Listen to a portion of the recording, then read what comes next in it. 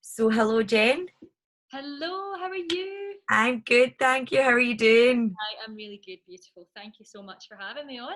Not at all, not at all. This is a very, very exciting chat because you, Jen, are an absolutely unstoppable force.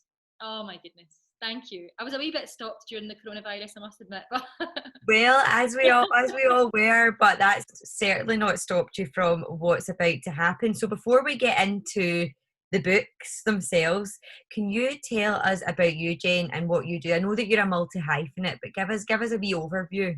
okay, so I'm trying to think what's the best way of describing it. So let me start from I suppose the beginning, which I've not left behind. So theatre arts is really where my or part of my heart lies. So things like adverts and theatre. Obviously, all the things which have sadly stopped. So that's a big part of what I do. I still do lots of kind of, like I said, adverts and blogging, and do a little bit of influence and stuff for people to help build brands. But also, what I do is help elevate women. So that could be in the form of on my podcast, or it could be the new platform that I'm about to launch called That's My Crown, which is like a writer's platform and blog and a magazine. Brilliant. So people can come and they can write about their business or their mission on that.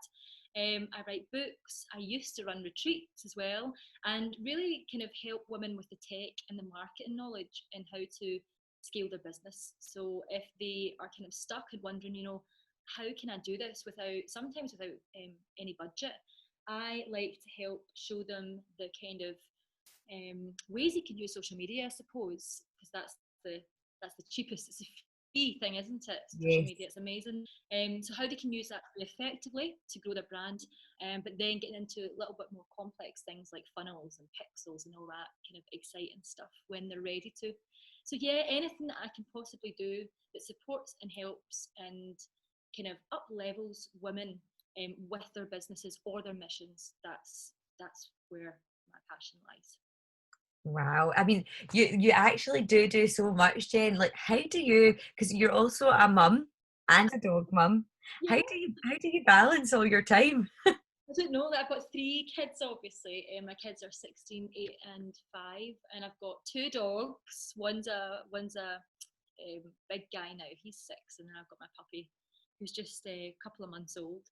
But I think it's just I I don't know. I'm really on fire for life, and although don't get me wrong, by any means, I'm not happy all the time. It's not what I'm saying. I go through really dark moments as well, but I just believe that you get one shot here, and why not just spread the love as much as you can and do as much as you can in that time. So I don't try to overthink the fact that I've got all of this, if that makes sense, going on. Yes. I just kind of try and float and live very much in the moment. What I used to do was plan meticulously and then get so stressed and upset when I didn't, hit all the goals for that day. But I've kind of let that go a little bit now, and I'm a bit more in the moment, I suppose is the only way I can describe it. So I just try and take my time and don't book up my entire diary until it's so full that I'm feeling Yeah. stressed and anxious, because sometimes I do just want to go to, like, for example, today, after we've done this chat, I would normally have had my entire diary full, but the Yep. sun's going to be out. So I'm really excited, but after 12 o'clock today, I'm able to go out with the kids and the dogs, Love it. because I've changed the way that I plan. So yeah, I think just living in the moment a little bit and not being too strict with things, and I've got kids. Like, kids change my plans all the time anyway because they're kids, and then so do the dogs. So like having, let's say, like 5 children almost. Yeah, obviously 2 for children and the other 3 humans. I've got a 1 in 5 chance of something kind of going wrong. So the stakes are high. So yeah, I just try and chill out and enjoy life as much as I can now. Amazing. Well, that's a good way to be. A very good way to be. So you have got something exciting coming up, but you've already got a sort of volume one. So let's get into She is Unstoppable, the books. Yes, absolutely, So absolutely. amazing, amazing triumph for you to have curated 2 books, especially, with sort of global they've got global outlooks on them because they've got Yeah. women from all around the planet on them. So She Is Unstoppable Volume 1 launched in 2018 and includes your creation of the stories. And I'm going to read from your synopsis here. Absolutely. 12 global leading influencers, thought leaders, and entrepreneurs by stripping back the glitz and glamour and deep diving into the real, authentic roller coaster, the wonderful and the heartbreaking moments of their lives. So already totally sold. Can you tell us about when the idea for this book first came about, Jen, and like what was your process for making it come to life? Yeah, absolutely. I was actually going through a really, really hard time. I had postnatal depression with Joya, and although I was better at this point, I still had these days, weeks, months where I was feeling so low, feeling very much like imposter syndrome was setting in. Yep.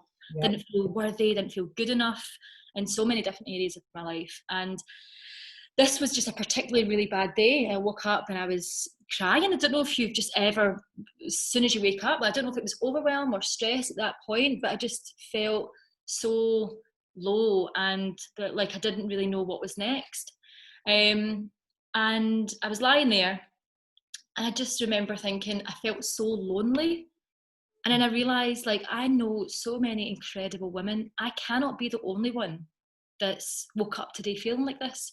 Yep. So I put out a kind of call on my Facebook and said, this is how I'm feeling, because all my platforms, I try never just to kind of showcase the good stuff, Yep. which is very easy to do. Like the highlight reel is that's really easy, Yeah.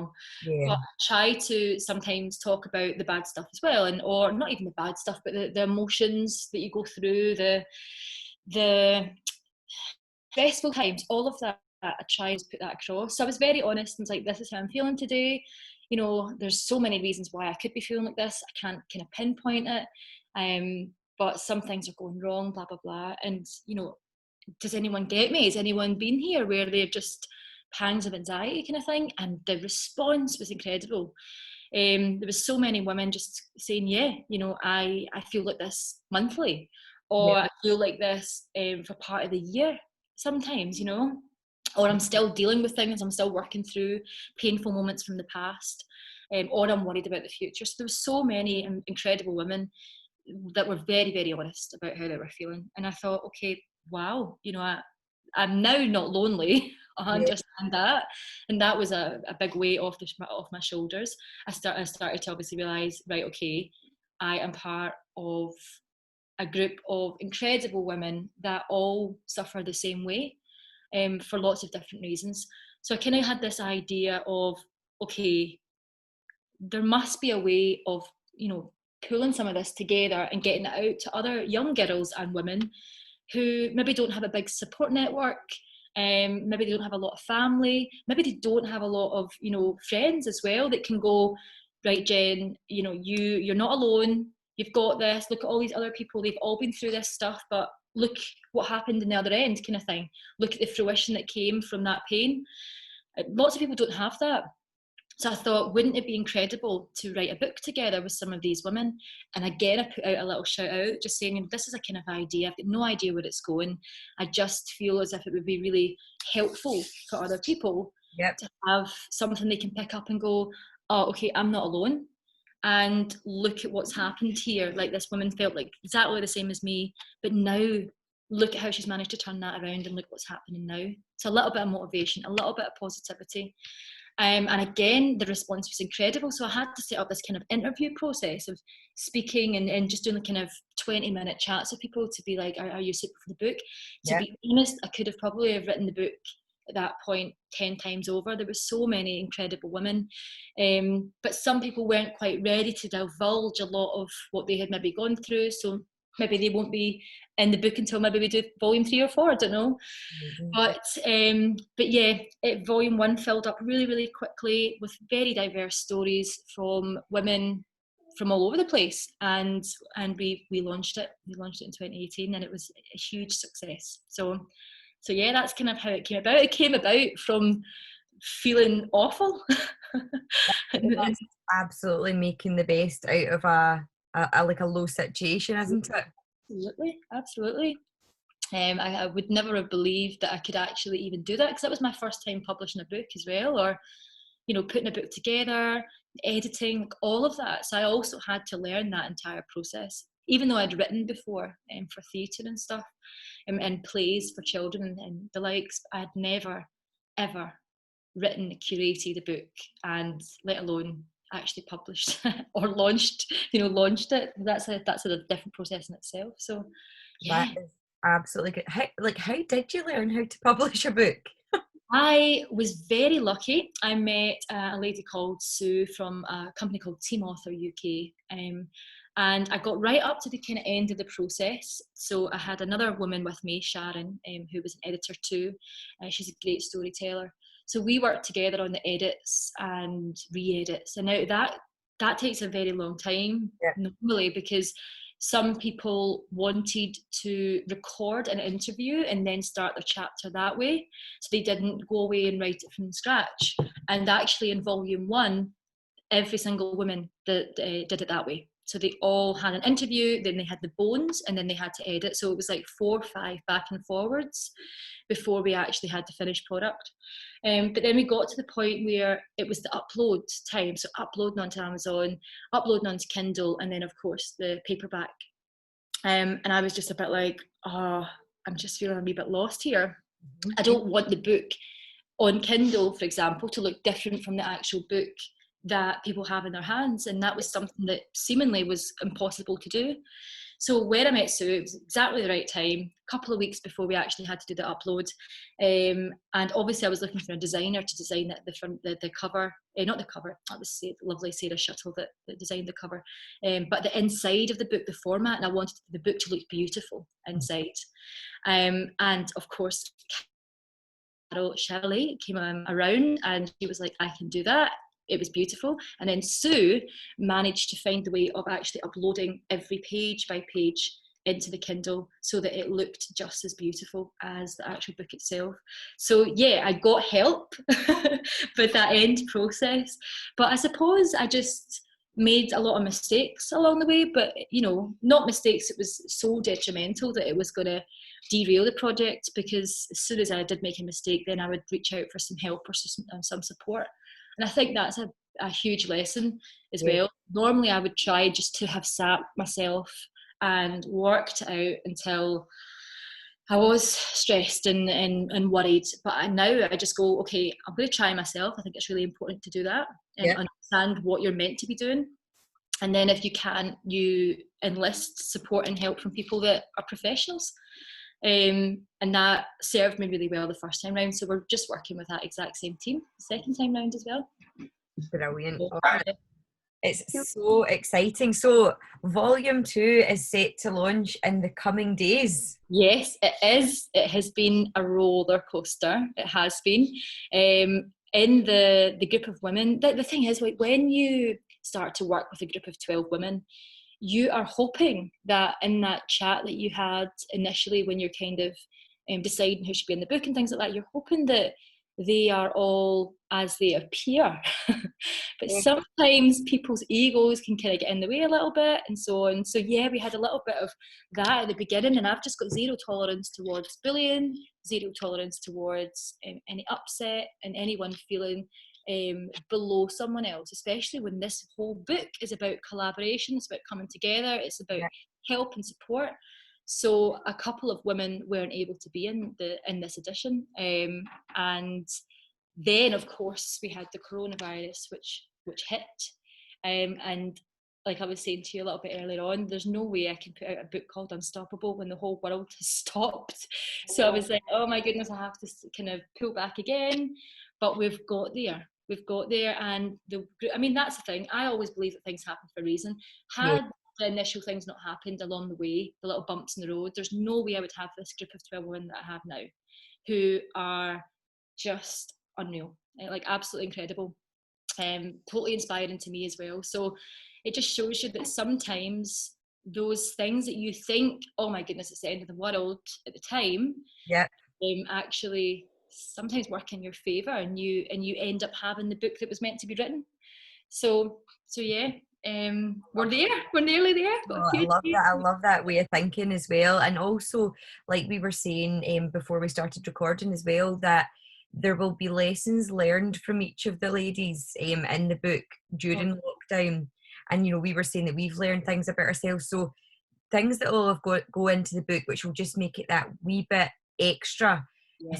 especially given that this time is going to be remembered and probably studied for years to come as a time in history where, the world stopped. Absolutely. Absolutely. The world stopped. You would never, ever have predicted, even in 2019, Nope, that never. anything like this was happening. And you know, it's really funny because like 2019 was a real year of discovery for me, and I was kind of thinking about getting back to doing my art a little bit more full time, so doing kind of theatre things. Okay. And in 2020, which is really funny because obviously as soon as I decided that, pandemic hit, and and then all theatres were shut down. I was like, is the universe trying to tell me something?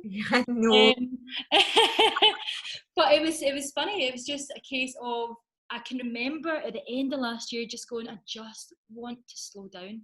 Yes. Like I had did about 4 or 5 years so full on. I mean, the year before, so the 2017, 2018, I was in a different country every single month. I was away from my family quite a lot, building my business. I worked with thousands of different women all over the globe. Yep. I was glued to my laptop, and that wasn't a bad thing. It was amazing. But also, I was like, I just want everything to slow down. Like, I wish everyone just could appreciate life a little bit more and slow down, because I don't know if about you now, but see all these little petty, silly things, Yep. I don't bother about them anymore. I know. I Okay, know. I've just got absolutely not one bone in my body gets upset or angry about what someone else has said about me, or you don't. Not that I get that a lot, but I'm quite Yeah. lucky in that way. But it's like water off duck's back. I'm like, that says more about those people than it does about me. I'm just Yes. gonna chill out and enjoy life. But yeah, I didn't really mean for the whole world to slow down. I just wanted to slow down. And then of course it all broke out, and I was like, wow, I know. But I've really manifested. vision boards around the globe in 2019. I want to slow down, and then all of a sudden it's like, right, guys. But Yeah. you know what? I think it almost things were kind of reaching a wee bit of a fever pitch with some people, weren't they? Like lives were just so jam packed, full of busyness that people were forgetting to live in the now and appreciate what's around them. Especially like, I mean, there's been so much more appreciation of people in nature and doing gardening, and actually these are the things that you could easily just let pass you by when you're sitting in front of your laptop. Oh, absolutely. And I never ever picked up a pot and pan and cooked before this. Never. Did I you? would never ever know. I would either get food in, or I would go out for food, or Matt's a great cook as well. So Okay. and now I've learned how to cook, and I really I enjoy it. I enjoy Yeah. that 15-20 minutes in the kitchen rustling something up. But and yeah, like you said, things you can be so self-efficient. Yep. I think we were always, or the majority of us were looking for this outward gratification, this outward thing to make us happy. And actually, when you just sit with yourself for a while, you're like, no, I've got everything I need in here to make me happy. I Yep. don't need things. I don't need material objects. I just need these people around me. And for me, obviously, that was my kids and my pups. And Of but yeah, course. it takes for the world to stop for us to see that, which is pretty crazy. But thank God it's happened, because God knows where we would all be in another 3 or 4 years time of consumerism, of Yes. these jam-packed diaries, of not appreciating our babies when they're grown up, all these kind of things. I But know. The things that you would really seriously regret, yeah, like in later life, you're now like, oh no, do you know what? Giving time to your family is way more important than anything else, isn't it? So no, there has been a lot of, I mean, obviously there's been a lot of heartbreak, and it's still ongoing because you and me are chatting on the 31st of July, and we're still not really back to full normality or anything. But yeah, there's been a lot of positives for many people to come out. And it's good to focus on that and focus on the lessons learned. So lockdown life for you then, Jen, what did it look like? well, I decided quite early on to take my kids out of school. They were both very poorly, and I was obviously worried that, oh my goodness, you know, is this, are they starting to get this? And it was when the news wasn't really saying anything about it. Yep. You know, very, very quiet. But I have, like I said, because I've worked with quite a lot of women around the world, I still on my Facebook and all my social media channels are friends with a lot of these people. So I see how things are unfolding. Yep. And I was like, this is not good. You know, I kind of seen the way it was unfolding in the States, and now I joined company with this lovely, amazing woman over in America called Julie Stoyan, and she's a marketer, and she started a group called We're All in This Together, and that was really early on. Yep. And she was talking about, you know, the kind of waves and how it was coming, and I was like, you know, there's no way we're escaping this. It's very silly Yep. for us not to be taking notice of it. So anyway, kids were sick, took them out of school. This was about 2 weeks before our official lockdown here. It turns out they had chicken pox, so they were absolutely fine.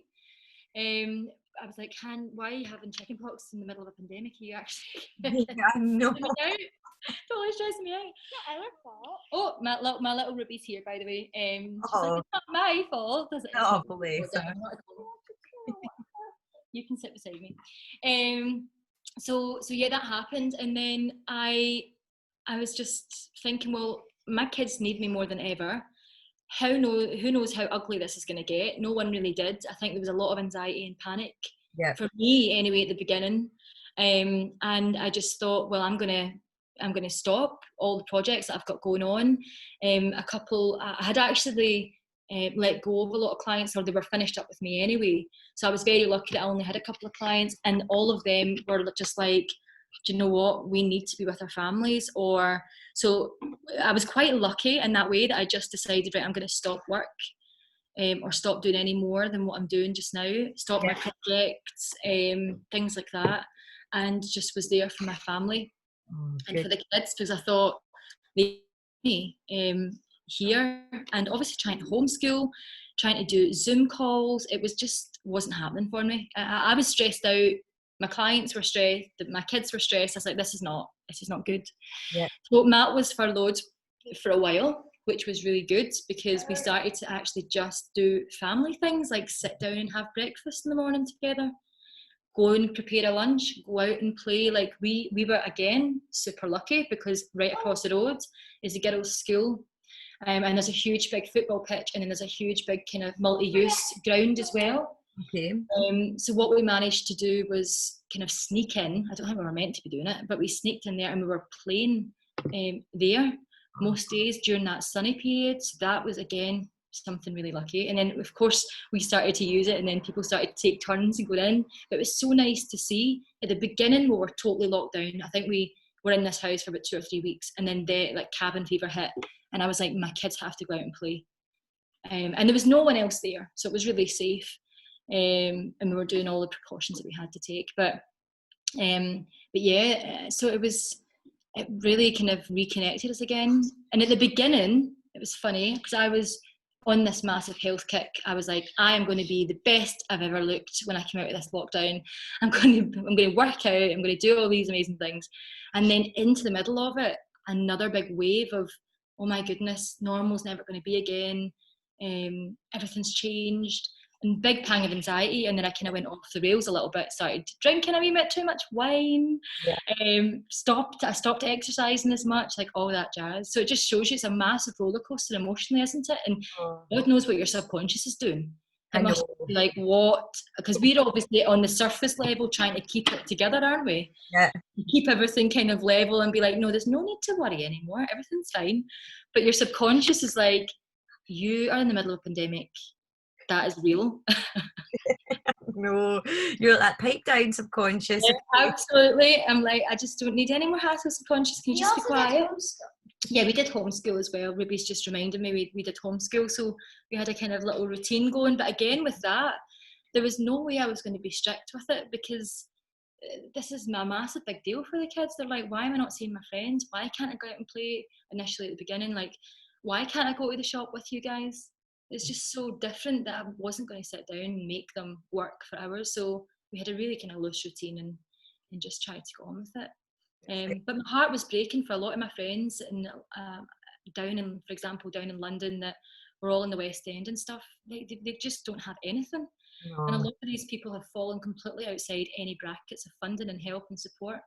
A lot of writers that I know, but basically creatives in general, have been really, really stung. And although there has been things that Creative Scotland have brought out, they've brought them out for a few days, then they've shut applications, without telling anyone that the applications were live and stuff. So there's a lot to be done for that sector. Yeah. And so that was really hard as well, to speak to my friends and for them to be so like, I don't know what I'm going to do with my life, like if things don't open back up. Yep. So yeah, so it was tough, it was unusual, but I think I'm surprised about how I actually ended up handling it compared to how I felt at the beginning, which was so stressing and anxious. And I was reading the bloody news every day and watching it and just getting myself even more panicked. And I was like, right, enough of this. Let's get into routine. Did a lot of meditation. Yes. Did a lot of meditation through it. Did a lot of yoga as well. Just trying to get my body and mind healthy and happy. Yeah, it's so important, isn't it, to put a focus on both things. And honestly, like so many ladies I've spoke to, like it's such a similar journey in terms of the absolute fear at the beginning and the constantly like ingesting every news channel that you possibly can. And then it's almost like everyone just reached a point where it was like, I can't do this anymore. No. I can't keep giving myself this scare. So I need to just take myself back and then just handle it in my own way. And everybody has done it differently, but there's such interesting stories to come from everybody's journeys with it. Absolutely. And that's a really good idea for a book, Laura, for Glasgow Girls Club. Lockdown Diaries. Lockdown Diaries. Well, funny you should say that. This magazine that we're doing this podcast for is, the theme is survival and the theme is life in lockdown. So there are a lot of different stories from ladies even around the globe, like Glasgow girls from around the globe, telling their stories about what they did in lockdown, how their place where they lived handled it. So there's going to be some good content in there. It was definitely something that I thought, we need to mark with the GGC because it's been such a pivotal time. Amazing. But back to the books then, Jen. So before we finish up then, with both the books, because I'm going to include a link to purchase both books in the magazine, so it's super easy for ladies if they fancy it just to click through. What can they expect then? How can they expect to feel? And what can they expect kind of from both books then that would then lead them to think, right, this is for me. I'm I'm at a place in my life where I want to feel I can level up. Yeah. I think the most important part with these books and what I wanted to capture is they're raw and they're very real.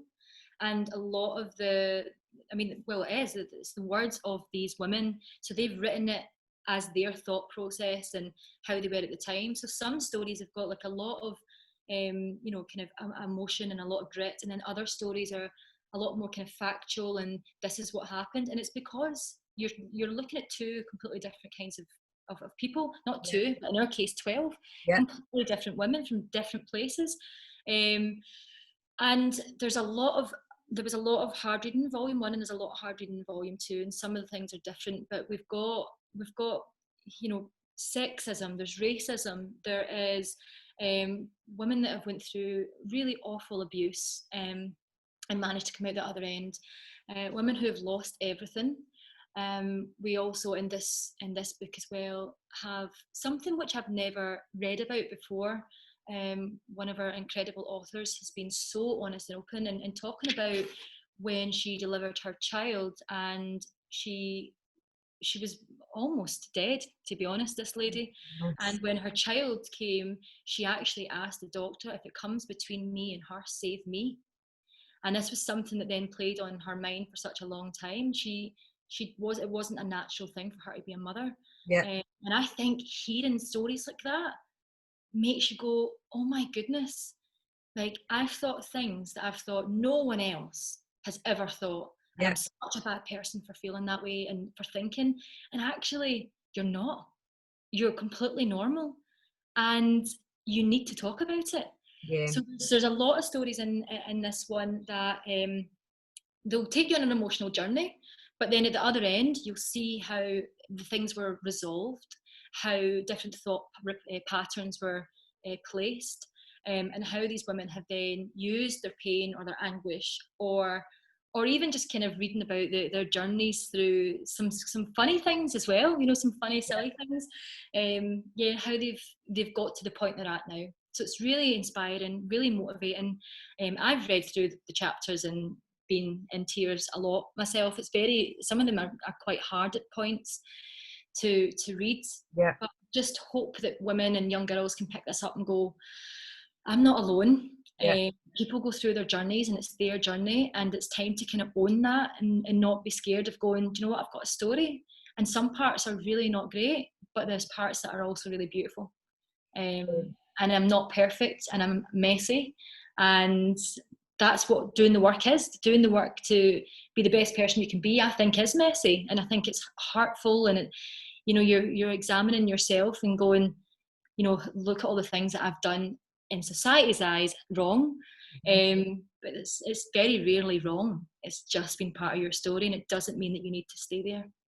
So amazing. I mean, well, there's a power in owning your story, regardless of the ups and the downs. Like, just owning it, because where you are today is based on your journey to now, isn't it? So, absolutely. and I have to say, I was obviously completely overjoyed when you asked me to provide a chapter.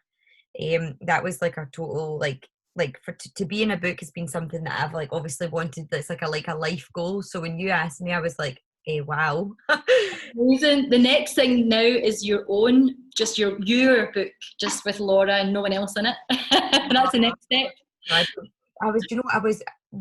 What I thought was brilliant was because I was a bit worried, totally honest, because I felt like, because in terms of, I've had quite a lucky hand in life, in terms of, not having gone through some of the absolute sort of atrocities that a lot of women have, a lot of men, a lot of humans have had to deal with. So I for myself, it was like a real soul searching sort of project for me, because I had to think, right, what have I had to overcome? And for me, it was really myself. I had to overcome my own self-doubt. Yes. So it was a really interesting process writing it, and I have to thank you for including me. Yeah, that's the thing. It's not always about these huge, big kind of chaotic moments, or about other people being involved. It sometimes is just about how you speak to yourself. Yes. And trying to overcome that is the hardest thing you could ever do, to be honest, because no one's putting that on you. You are making up a lot of these stories in your head of how you're seen, or how you feel or think that you're being seen. Yeah. So it's a totally different thing, but it is your journey, it is your story, and it's just as inspirational for people to read that than it is about some of the other things that we've got in the book. And people need to be kinder to themselves always, and give themselves some slack. So I'm really glad that you kind of, I think every woman has said it's been really cathartic. Yes, absolutely. You feel like getting something on a page that, and then also being able to go, oh my goodness, look at those points where I wasn't so happy. Yep. And kind of almost letting them go. Yes. Well, do you know what I mean? Just being like, it's happened, it's in the past, I don't need to think about that anymore. And I'm helping others at the same time as being able to do that, because anyone that reads this is going to go, wow, okay, I feel a bit like that right now, or I can really resonate, or I want to achieve the same thing as that person. Brilliant. Now I've kind of got a bit of insight into how they've dealt with things and how they've lived. And I just think it's an incredible thing. Having a book out, it's a legacy. And it's something that people can pick up for the rest of their lives. But our books are in for the kind of teaching capacity in Oxford University and all that as well now. So we're in 5 different really prolific unis. Wow. I know, it's incredible. And we'll obviously do launch parties and things like that, but we can't do that just quite yet. Yes. Sadly, but we'll definitely have to have something when we can, just to celebrate all of you coming together to do this. Amazing. And also for anybody who listens to this and goes on to purchase the book, please get in touch and let us know what you think. And it would be great. I'm sure, Jen, you would absolutely love to hear from readers, so that would be really cool as well, just to hear what readers think and to see what resonates and relates. So Oh, it's such a you are, as I said at the beginning, you're a completely unstoppable force, Jen, and I'm so excited to be a part of She Is Unstoppable, and I can't wait for what's to come as well. I know. I'm really excited. I'm excited about the future. Who knows what it's going to hold at this moment in time, but it feels as if things are on the way back up. Exactly. Well, let's not try to predict it because there's no point. Let's just write. Let's not. I think what was it? Flying hornets or something that invaded the part of America the other week. It's like, oh wow, You're joking. maybe the world is actually ending. Oh my God. Right, okay. Just make the most of the present, folks. 100%. Let's stay in the moment. Let's make the most of the present. Let's not stress ourselves out with mundane, silly things that don't even matter. Yeah, definitely. Amazing.